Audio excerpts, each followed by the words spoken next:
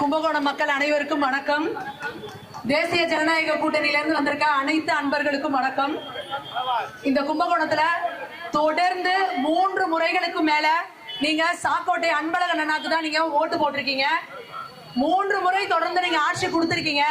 ஆனா அவங்க எப்படி ஆட்சி நடத்திருக்காங்க அப்படிங்கிறதுக்கு அன்பழகன் அண்ணாவோட ஆட்சி கும்பகோணம் பஸ் ஸ்டாண்டே சாட்சி. போய் நம்ம பஸ் ஸ்டாண்ட பாத்தீங்கன்னா தெரியும், மூக்கு மேல விரல வைப்பீங்க. அதாவது ஆச்சரியத்துல கிடையாது, அந்த அளவுக்கு அங்க நாத்தம். இத பாருங்க, இப்படி இருக்கு இந்த பஸ் ஸ்டாண்டு. அதுல ஒரு இலவச கழிப்பறைன்னு ஒண்ணு வச்சிருக்காங்க பாருங்க. இந்த இலவச கழிப்பறையில ஒரே ஒரு தடவை அன்பழகன் அண்ணா இந்த கழிப்பறைக்குள்ள போயிட்டு வருவாரா? முதல்ல அப்படி போயிட்டு வந்தாருன்னா செட்டில்மெண்ட் போயிட்டு வருவாங்களா? ஆனா நீங்க யூஸ் பண்ற இந்த பஸ் ஸ்டாண்ட இந்த அளவுக்கு குப்பையும் கூலமா கழிவு நாற்றத்தோட அப்படி கேவலமா வச்சிருக்காங்க. அப்ப பொதுமக்களாகிய நீங்க தான் யோசிக்கணும். அதே போல கும்பகோணம் நகரம் என்னன்னு சொல்லுவாங்க? கோவில் நகரம் சொல்லுவாங்க. ஆனா இன்னைக்கு அது எப்படி இருக்கு? குப்பை நகரமா இருக்கு, கொசுக்களின் நகரமா இருக்கு. ஏற்கனவே இவங்க லஞ்சம், ஊழல், சொத்து வரியை ஏத்தி, குடிநீர் வரியை ஏத்தி, விலைவாசியை ஏத்தின்னு உங்க ரத்தத்தை உறிஞ்சுக்கிட்டு இருக்காங்க. இவங்க உறிஞ்ச ரத்தத்தை போக மிச்சம் இருக்கிறதையும் அந்த கொசுக்கள் ஒட்டு மொத்தமா உறிஞ்சி எடுத்துட்டு போயிட்டு இருக்கு. அதே அடுத்ததா இங்க ஊரை சுத்தி எப்படி இருக்கும்? கும்பகோணம் அப்படின்னாலே என்ன சொல்லுவாங்க? கோவில்களும் குளங்களும் இருக்கிற இடம் சொல்லுவாங்க. இன்னைக்கு குளங்கள்லாம் எங்க இருக்கு? கும்பகோணத்தை சுத்தி சாக்கடைகளா ஓடிக்கிட்டு இருக்கு அப்படிங்கறத நம்ம பாக்குறோம். 15 வருஷமா எம்எல்ஏவா இருக்காரு சாக்கோட்டை அண்ணன். சாக்கடை கும்பகோணமா ஆக்கி வச்சுட்டீங்களேன்னு அப்படிங்கறதா இன்னைக்கு கும்பகோணத்துல இருக்கிற மக்களோட வருத்தமா இருக்கு. கும்பகோணம் இன்னைக்கு திருமண பக்கம் எல்லாமே இப்படி வெறும் குப்பைகளா இருக்கு. பாருங்க, திரும்புற பக்கம்லாம் குப்பைகள். காவேரி ஆற பிரிச்சு உங்களுக்குள்ள ஓடுற வாய்க்கால்கள், கால்வாய்கள் எப்படி போயிட்டு இருக்கு? குப்பைகளா சாக்கடையா ஆயிட்டு இருக்கு. சென்னையில ஆறா ஓடிட்டு இருந்த கூவா ஆற கலைஞரை என்ன பண்ணாரு? முதல்ல இருக்குன்னு கதை கட்டி விட்டு அத கூவன்னு ஒரு சாக்கடையாக்குனாரு. அது போல இன்னைக்கு இவங்க காவிரி ஆறுல இருந்து பிரிச்சு விட்ட வாய்க்கால்ல குப்பைகளை கொட்டி கழிவு நீரை கலந்து இன்னைக்கு அது எல்லாத்தையுமே ஒரு சாக்கடையா மாத்தி கும்பகோணம் முழுக்க சாக்கடைகளா ஓடிக்கிட்டு இருக்கு. அப்போ கும்பகோணம் மக்கள் நீங்க தான் முடிவெடுக்கணும். கேவலமான ஆட்சியை கொடுக்குறாங்க. நாங்க இன்னைக்கு காலையில இருந்து கும்பகோணம் மக்கள் எல்லாத்தையும் சந்திச்சுட்டு வரோம். எல்லாரும் என்ன சொல்றீங்க? ஆமாங்க, ஆட்சி ஒண்ணுமே சரியில்லைங்க, ஒரே குப்பையும் குளமா இருக்கு. கும்பகோணத்துல என்னக்கா வளர்ச்சி அப்படின்னு கேட்டா, அன்பழகன் அண்ணனுக்கு நல்ல வளர்ச்சி இருக்கு, ஆனா கும்பகோணத்துல ஒரு வளர்ச்சி இல்ல. அவரோட மருத்துவமனை நல்ல வளர்ச்சி அடைஞ்சிருக்கு, அவரோட ரியல் எஸ்டேட் பிசினஸ் நல்ல வளர்ச்சி அடைஞ்சிருக்கு, ஆனா கும்பகோணத்துக்கு எந்த வளர்ச்சியும் இல்லைன்னு எல்லாரும் சொல்றீங்க. ஆனா திரும்ப திரும்ப ஏன் அவருக்கே ஓட்ட நீங்க போடுறீங்க அப்படிங்கறதா எங்களோட கேள்வியா இருக்கு. எல்லா மக்களும் என்ன நினைக்கிறீங்க? ஏதோ ஒரு மாற்றம் வரணும், ஒரு மாற்றம் வரணும்னு நினைக்கிறீங்க. ஆனா அந்த மாற்றம் எப்படி வரும்? நீங்க தானே அந்த மாற்றத்தை கொண்டு வரணும். அப்ப அந்த மாற்றத்தை கொண்டு வர்றது உங்க கையில இருக்க, அந்த ஓட்டுல இருக்கு. ஆனா அந்த ஓட்டை நீங்க ஏன் சரி பண்ண மாட்டேங்கிறீங்கன்றது ஒரு தெரியாத கேள்வியா இருக்கு. அடுத்ததா, ஆட்சியில தொடர்ந்து இன்னைக்கு திமுகவினரே கடுமையான அதிருப்தியில இருக்கிறாங்க. 15 வருஷத்துக்கு முன்னாடி இங்க வந்து கோசிமணி ஐயா வந்து ஆட்சி பண்ணாங்க. ஆனா அவர் திமுகவை சேர்ந்தவரா இருந்தா கூட அவர் செஞ்ச நலத்திட்டங்களோட தான் அப்படியே நிக்குது இன்னைக்கு கும்பகோணம். எந்த வளர்ச்சியுமே கிடையாதுன்னு திமுக இருக்கிறவங்களே வெறுப்புல இருக்காங்க. இந்த முறை திமுக இருக்கிறவங்களே திமுகவுக்கு ஓட்டு போட போறதில்லை.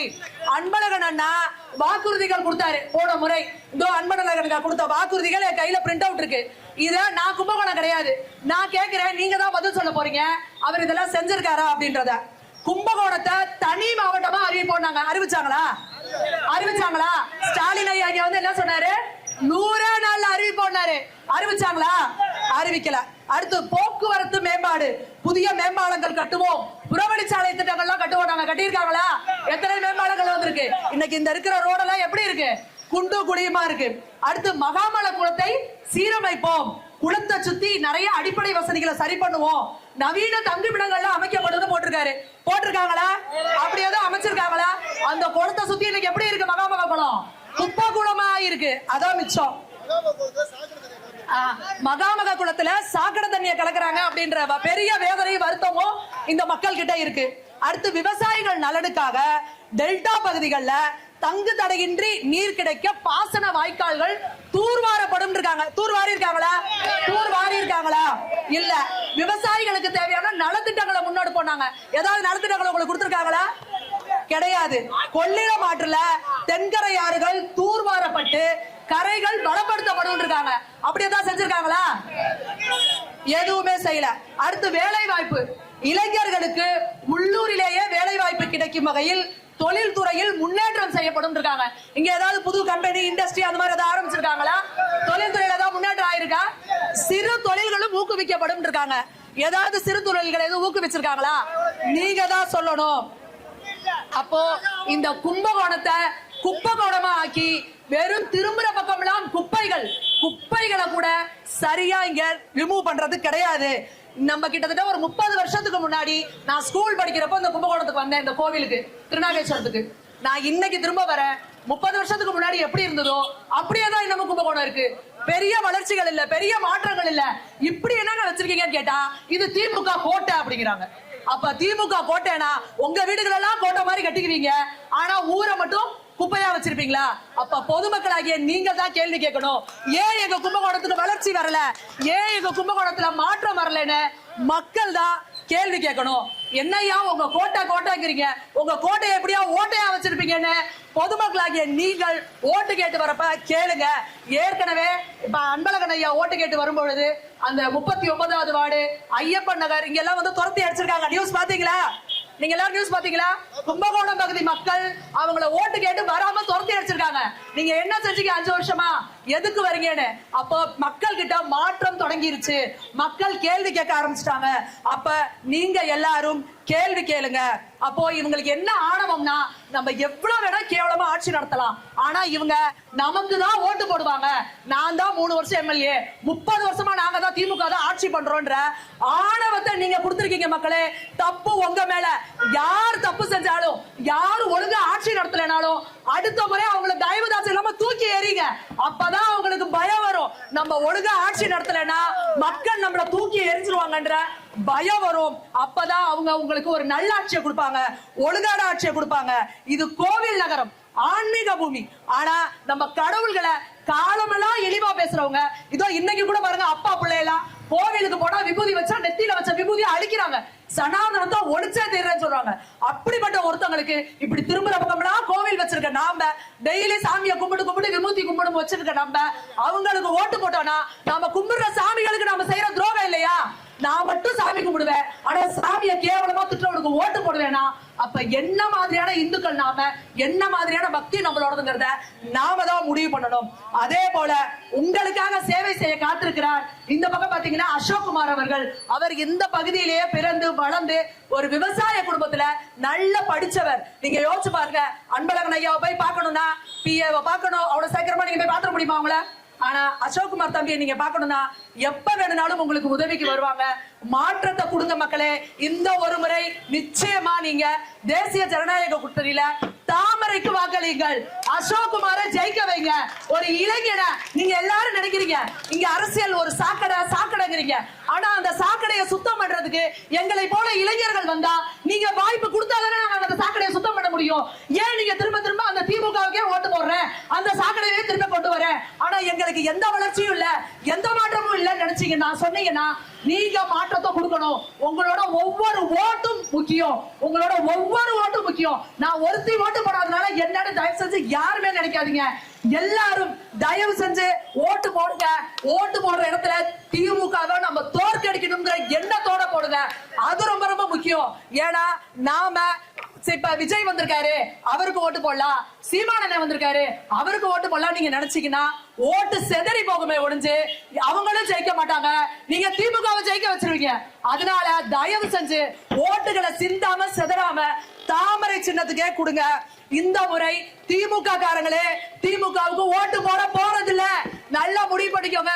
அடுத்த முறை கோட்டையில ஆட்சியில் அமர போறது எடப்பாடி பழனிசாமி அவர்கள் தான்.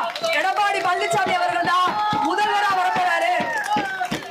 அப்ப ஒரு ஆளும் கட்சியில இருக்கிற ஒரு எம்எல்ஏ உங்க தொகுதியில இருந்தா உங்க தொகுதிக்கு என்னென்ன நலத்திட்டங்களை கொடுப்பாங்கிறத நீங்க புரிஞ்சுக்கணும். அப்போ உங்க தொகுதிக்கு நல்லது நடக்கணும்னா நீங்க தாமரைக்கு ஓட்டு போடணும். நீங்க எந்த கட்சியை சேர்ந்தவங்களா இருங்க, திமுக காரங்களாவே இருங்க. உங்க பிள்ளை இன்னைக்கு ஸ்கூலுக்கு போகுது, அது கையில கஞ்சா வச்சிருக்கு அப்படின்னா நீங்க அதை ஒத்துக்குவீங்களா? நீங்க திமுக காரங்களாவே இருங்க. உங்க வீட்டு பொம்பளை பிள்ளை வெளியில போச்சுன்னா பத்திரமா திருப்பி வர முடியல. இன்னைக்கு 2.5 வயசு பிள்ளைய கெடுத்து கொல்றா திமுக அந்த நிர்வாகி ஒருத்தர். அந்த மாதிரி நிலைமை நம்ம வீட்டு பிள்ளைக்கு வரணுமா? நம்ம வீட்டு பொம்பளை பிள்ளைங்க பாதுகாப்பா இருக்க வேண்டாமா? நம்ம வீட்டு ஆம்பளை பிள்ளைங்க நல்லபடியா படிச்சு உழைச்சு நல்ல வேலைக்கு போக வேண்டாமா? இங்க கஞ்சா போதை மெத்து அப்படின்னு இன்னைக்கு கும்பகோணம் மாதிரியான நகரங்கள்ல கூட இந்த மாதிரி இன்னும் அவுட்டர் கிராமங்கள்ல கூட நான் காலையில பேசுற அந்த அக்கா சொல்றாங்க, இங்க எல்லாமே கஞ்சா வந்துருச்சு பாப்பா, இங்க எல்லாமே கஞ்சா குடுக்குறா விக்குது அப்படிங்கிறாங்க. எவ்வளவு வைத்தறிச்சலா இருக்கு யோசிச்சு பாருங்க. நம்ம எவ்வளவு கஷ்டப்படுத்து, நம்ம கஷ்டப்பட்டு உழைச்சு சம்பாரிச்சு நம்ம பிள்ளைய எதுக்கு படிக்க வைக்கிறோம்? நாம தான் கஷ்டப்படுறோம். நம்ம பிள்ளையாவது நல்லா இருக்கணும் தானே ஒவ்வொரு தாய் தகப்பனும் நினைக்கிறாங்க. ஆனா நம்ம புள்ள கையில, ஸ்கூலுக்கு போற புள்ள கையில கஞ்சா இருக்குன்னா இந்த ஆட்சியை திருப்பி வர வைக்கலாமா? நம்ம திமுக காரங்களே இனி திமுகவுக்கு ஓட்டு போட போறதில்ல. ஏன்னா பொம்பளை பிள்ளைய வச்சிருக்க திமுக காரங்களுக்கு தெரியும், என் பொம்பளை பிள்ளை பாதுகாப்பா இருக்கணும்னா அடுத்தவங்க எடப்பாடி பழனிசாமி அவர்கள் முதல்வரா வரணும், அப்பதான் இங்க இதுக்கு விடுவு காலம் கிடைக்கும் அவர் சொல்லியிருக்கார். நான் ஆட்சிக்கு வந்து 3 மாசத்துல கஞ்சாவை சுத்தமா ஒழிச்சு காட்டுவேன்னு சொல்லியிருக்கிறார். அப்ப உங்க பிள்ளைகள் பாதுகாப்பா இருக்கணும், உங்க வருங்கால தலைமுறை நல்லபடியா இருக்கணும்னா தாமரை சின்னத்துல ஓட்டலியுங்கள். தேசிய ஜனநாயக கூட்டணியில இருக்கிற அசோக்குமார் அவர்களுக்கு ஒரு வாய்ப்பு கொடுத்து, ஒரு படித்த இளைஞருக்கு ஒரு வாய்ப்பு கொடுங்க. மாற்றத்தை நம்ம கிட்ட இருந்து தொடங்குவோம். இந்த ஒரு முறை நீங்க வாக்களியுங்கள். அடுத்த 5 வருஷம் கழிச்சு அசோக்குமார் உங்க முன்னாடி வந்து நிக்கும் பொழுது நான் என்னென்னலாம் இந்த தொகுதிக்கு நல்லது பண்ணேன்னு ஒரு பெரிய லிஸ்டோட உங்க முன்னாடி வந்து நிப்பாரு. ஓட்டு போட்டு நீங்க எல்லாரும் அவர் வீடு தேடி போய் கேட்கலாம், உங்களுக்கு நான் ஓட்டு போட்டேன், எனக்கு என்ன நல்லது செய்வீங்க இந்த தொகுதிக்குன்னு கேட்பாங்க. இந்த தொகுதியிலே பிறந்து வளர்ந்து இந்த கும்பகோணம் நல்லபடியா ஆகணும்னு ஒரு கனவோட இருக்கிற ஒரு இளைஞருக்கு உங்களோட பொன்னான வாக்குகளை அடங்கிய தயவு செஞ்சு யாரும் உங்களோட வாக்குகளை வீணடிக்காதீங்க. உங்கள் வாக்குகளை தாமரைக்கே செலுத்துங்கள். நன்றி, வணக்கம். கும்பகோணம் பஸ் ஸ்டாண்ட பத்தி பேசணுமா? ஏன்னா கிராமத்துல இருந்து வந்த ரொம்ப சிரமமா போச்சு. அவருடைய சுயநலத்துக்காக அவருடைய சொத்தை கும்பகோணம் பஸ் ஸ்டாண்டுக்கு மாத்திர அதை விட்டு எவனுக்கு சோறு போடல, 100 நாள் வேலைக்கு சோறு போடல. இதுல தேர்லையா? அதே போல இந்த கும்பகோணம் பஸ் ஸ்டாண்டு நாங்க இன்னைக்கு போற இடங்கள் எல்லாம் மக்கள் ரொம்ப வேதனையோட சொல்றாங்க, கும்பகோணம் பஸ் ஸ்டாண்ட் இவங்களோட சுயநலத்துக்காக இவங்க சொந்தக்காரங்க இவங்க எல்லாம் சேர்த்து அந்த இடத்துல சுத்தியில லேண்ட வாங்கி போட்டு வச்சுக்கிட்டு பஸ் ஸ்டாண்ட கொண்டு போய் அங்க மாத்தி விட்டு நீங்க இப்ப இங்க இருந்து அந்த பஸ் ஸ்டாண்டுக்கு போகணும்னா 500 ரூபாய் ஆட்டோக்கு கொடுத்துட்டு போகணும், இல்ல தனியா வேற ஏதாவது வண்டி வச்சுட்டு போகணும். அப்போ இவங்களோட சுயநலத்துக்காக இதை பண்ணிட்டு இருக்காங்க. இதோ இப்ப 2-3 பாயிண்ட்டுக்கு முன்னாடி ஜி.கே. வாசனையா வந்துட்டு இருக்காங்க. ஐயா பேசும்போது என்ன சொன்னாங்க அப்படின்னா, அடுத்து எடப்பாடி பழனிசாமி அவர்கள் முதல்வரா வந்ததுக்கு அப்புறம் உங்களுக்கு பஸ் ஸ்டாண்ட் எங்க சரியா இருந்தா இருக்குமோ அதே இடத்துக்கு மாற்றப்படும், இந்த துன்பத்தில இருந்து உங்களுக்கு விடுதலை கிடைக்கும் அப்படின்னு இப்ப ஜி.கே. வாசனையா சொல்லிட்டு இருந்தாங்க. பஸ் ஸ்டாண்ட் பிரச்சனையில இருந்து உங்களுக்கு விடுதலை கிடைக்கணும், உங்களுக்கு பஸ் ஸ்டாண்டு திருப்பி அதே இடத்துக்கு போகணும். இவங்களோட சுயநலத்துக்காக இவங்க இதைதாங்க சென்னையில கூட பண்ணிக்கிட்டே இருப்பாங்க.